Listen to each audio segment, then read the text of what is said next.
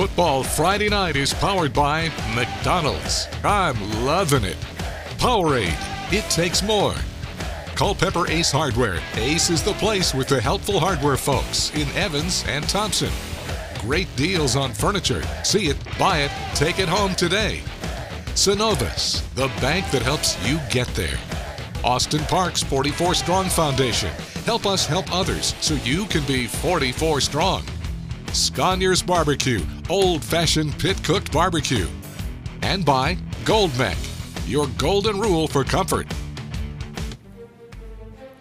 Here we are again. Welcome to week 4 of Football Friday Night. I'm Kira Goldstein. No better place to be at Television Park on a Friday night. I'm Graham Lee. Thank you so much for joining us for another exciting night of high school football. Yeah, Kira. Very exciting. And over the next 30 minutes, we're going to take a look at highlights from across the two-state, along with our Game Night Live Game of the Week. Plus, as always, our Powerade Top 5 plays. We'll tell you who also gets to call themselves Player of the Week. But another great thing about tonight, we're going to announce the cheer squad for the 2025 Border Bowl. Yeah, so much excitement in store. We're going to begin in Barnwell, where it might only be September, but this game feels like a playoff game already. 5th-ranked Barnwell in Class 2A hosting number 2 Bamberg Earhart, who are in 1A.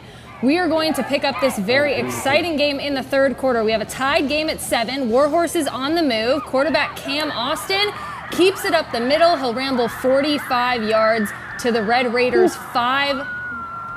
We're going to later face 3rd and goal. The 1, Jaquan Peoples takes the snap, goes in for the score. That makes it 14-7. Let's jump ahead to the fourth quarter. Getting late, facing 3rd and long. Red Raider quarterback Chaston Crosby finds Rocky Walker, the 32-yard line. That's a first down. Red Raiders will go for it from their own 32, but the Warhorses defense gets the stop. They are going to drive now. Jaquan Peoples, he's going to take the direct snap, go 24 yards to the 8. Look at that man go. And later, 3rd and goal from the 6. Peoples, again, he takes it in and seals the deal. Barnwell wins it 21-7. Here's head coach Brian Smith. This was a tougher night with the rain and a couple injuries we had, but our kids persevered all night, played hard. Anytime you beat Bamberg at Barnwell, it's a fun night. It's going to be a great weekend. You know, our defense has played well all year. They have really worked hard each week. And I can't say enough about it. I think a lot of it goes to our coaches, our players getting after it, but also our kids have bought into the fact we got to give you a good look in practice, and it's made us better. The Warhorses will play South Aiken on Game Night Live next Friday. Can't wait. Now moving over to the first meeting ever between Silver Bluff and Hampton County. They led 14-7 at the break. The Bulldogs were stuck in a little bit of a defensive battle. They struggled to move the chains after halftime. Third quarter, Bulldogs would try to get their offense going. Trellis Riley finds Zay Johnson for a first down at the Hampton 20-yard line. Hampton defense held strong. They forced the Bulldogs to punt in the second half. Hampton County goes on to win it 14-7. A rivalry matchup between North Augusta and South Aiken. Last year, the Yellow Jackets put 63 points on the T-Breads. Tonight, they're especially hungry for a win following their loss to Lexington last week, decided by a missed extra point at the end of the game. Let's pick things up in the second quarter. 1 minute until halftime, and we're tied at 14.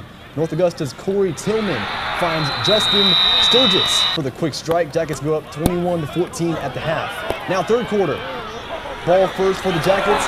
Mama, there goes that man, Corey Tillman. House call untouched. A two-point conversion was failed, but that extended their lead 27-14. T-Breads try and respond. The star man, Javon Edwards, he gets the handoff, breaks a few tackles for a big gain, but penalties kill that drive. And watch what the Jackets do with it. It's Mike Doe this time. Once again, Mama, there goes that man. 50 yards, house call. Richard Bush and the Jackets go on to win this one, 33-21. Staying in Aiken County, Midland Valley looking to bounce back tonight, starting 0-2 on the season. Remember, Kira, they went 12-1 last fall. Mustangs with the ball. Quarterback Gavin Jeter rolls to his right and finds Montez McMillan for a big gain and a touchdown. So a good start for the Mustangs, 7-0. Now it's Lexington's turn. Brennan Carter finds Jake Large on the screen, who makes a nice gain to set up the next play. Wildcat kicker Gavin Kovac drills one from 35 yards out. That made it 7-3, but Kira, the struggles only continue for the Mustangs. Yeah. Lexington goes on to win it 25-14. Yeah, they're a different team this year, Graham. Different team this year for sure. Williston Elko regrouping after a loss last week as they face off against Calhoun Falls in their first meeting in decades. Opening kickoff, Carlos Drayton drives the ball down to the Calhoun Falls 25-yard line, breaks a tackle in the process. How about that run? Same drive, the Blue Devils punch it in for 6. Extra points good, 7-0 Williston Elko. On Calhoun Falls' next possession, Raston Houston will force a safety to put the 9-0 early in the first quarter. That's a good play on the defense there. Second quarter now with Calhoun on the punt. It's blocked by Williston Elko. They scoop it up and they take it all the way back for 6. Extra point is good, putting the Devils up 16-0. And Williston Elko gets a little shutout there, 32-0.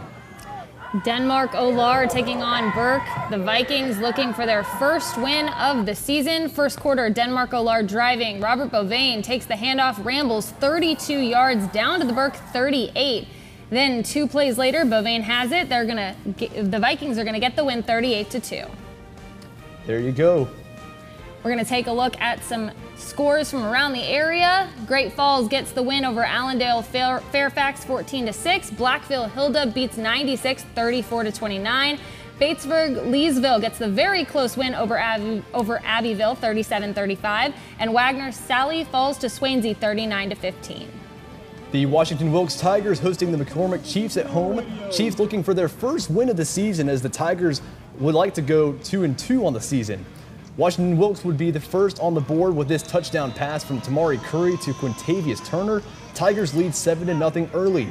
Later in the first, Chiefs would move the chains with this first down run to Daquan Thompson, but the drive would stall. The Tigers would get the ball back near the end of the quarter and score on this touchdown run. Almost a touchdown run. That is a touchdown run. He's in. 35-16, the final score there. Alex Bradford and the Tigers on top.